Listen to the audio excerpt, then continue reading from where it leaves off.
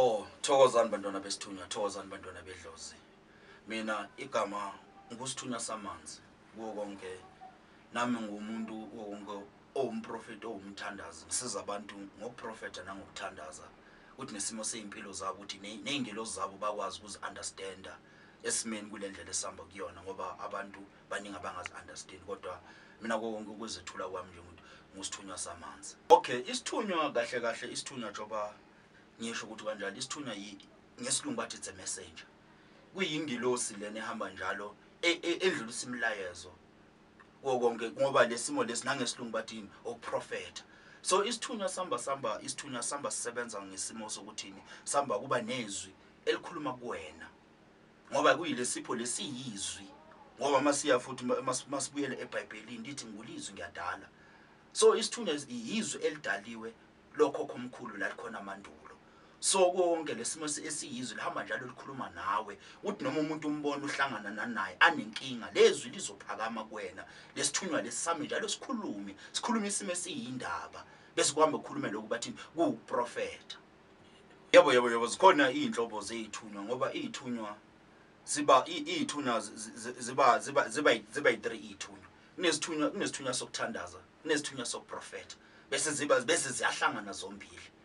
So isithunywa sokuthandaza umuntu othandazayo okhulekela abantu ngoba lowo muntu loyo umuntu konke yena akakwazi ukuprofeta kepha isimo senkinga uyakwazi ukuyizwa inkinga yakho kodwa angeke amusho umuntu specific. Angasho ukuthi makangena endaweni ukuthi kunemimoya la eyenzakalayo singathi singakhuleka ngike siyikhulekise lesimo esimimoya isuke kuyisithunywa sokuthandaza bese kube yisokuprofeta. Esokuprofeta umuntu lo ohamba njalo okwazi ukubamba izindaba zabantu akwazi ukuyihlola lapha ayizwe into bambonise nabantu abadala. Isithunywa sami siphakame njalo isithunywa bese sihamba sixoxa indaba ngoba isithunywa kwesinsikhathi noma uhamba endleleni esokuprofeta umuntu uyakwazi ukumuzwa uthi kunenkinga so bese ukwazi ukumtshela leso simo senkinga bese ziyahlangana zombili bese ukwazi ukukhuleka nokuprofeta. Masehlangene zombili usonane enhlanhla ke lezo ngoba ziyakwazi ukusebenzisana kakhulu ngoba uthi masukhuleka kakhulu isithunywa sivele siphakame naso siyakhuluma indaba. Kulesikhathi esiphila kusona siyakubona ama-social media bathi isithunywa siphakama 3 weeks bathi ungahamba uyoyithandazela sizoba right isithunywa. Kahle mase sikhuluma emaqiniso isithunywa into ejule kakhulu.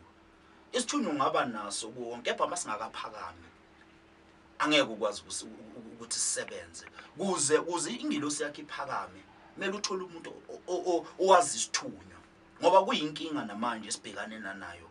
Abantwana abaningi izithunywa zabo zamba zibe nokusala ngoba isithunywa lesi konke kuze sisebenze sifuna isineke ngoba kahle mase sikhuluma ngesithunywa sesikhuluma spiritual identity yakho kulapho uzithola wena ukuthi ungubani wakamoya.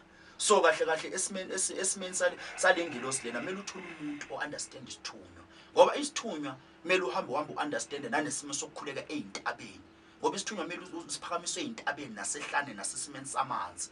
Mawukwazi lezo zinto lezo zontathu lezo zinto lezo kulapho isithunywa sakho sihamba siba nokuphakama khona. Hayi ukuthi isithunywa sizothatha 2 weeks or 3 weeks. Isithunywa it takes time ukuthi sibe nokuphakama ngoba isithunywa sihamba sibe nama-challenges sikutheste.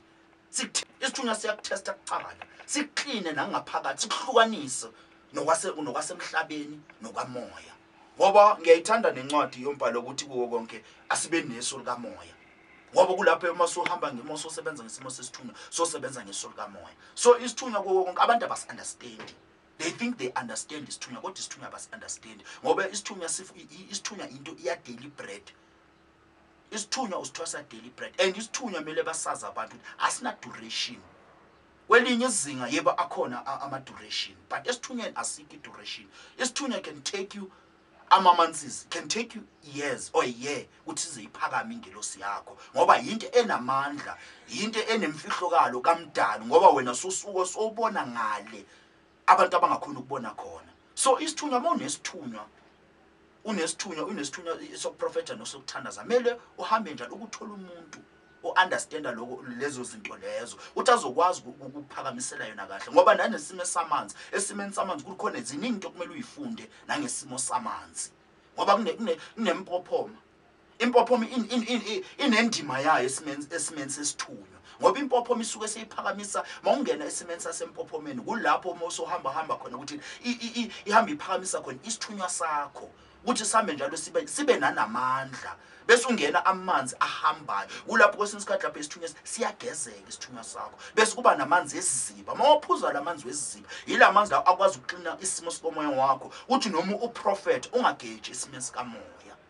bese mawusokhuphuka eyintabeni kulapho kuwonke phezulu kwesimo sempilo ngoba uyezwa mawulifunda iBhayibheli bathi yilo uJesu wakhuphuka nabafundi bakhe bebayocela amandla ngoba wona entabeni intaba inamandla ngoba masibheka na futhi nencwadi uMamhana wayikhuphukela echibini ayocela khona so intaba iyinto kuwonke lapho esikwazi ukuxhumana khona nezidalwa indawo enokuthula ngoba nesithunywa sithanda indawo enokuthula so zonke le ndawo lezi iyafana nehlane nayo ihlane nayo indawo enokuthula kulapho ngoba isithunywa khona into abangayazi na futhi abanye abantu isithunywa siphakamiselwe eJardini isithunywa noma uba nabantwana besithunywa angeke uzothatha abantwana besithunywa uthi uzobafaka la eJardini isithunywa into yasentabeni nasehlane nasemanzini kulapho okhokho omkhulu ngoba kwesinye isikhathi entabeni kunezidalwa zethu ezokhokho omkhulu ezasala khona so mokhuphuka entabeni khona idalwa oyijabulisayo mawuyehlela ehlane nezidalwa ezokhokho omkhulu ezasala khona endaweni yasehlane so lo moya wabo uyakwazi ukuphakama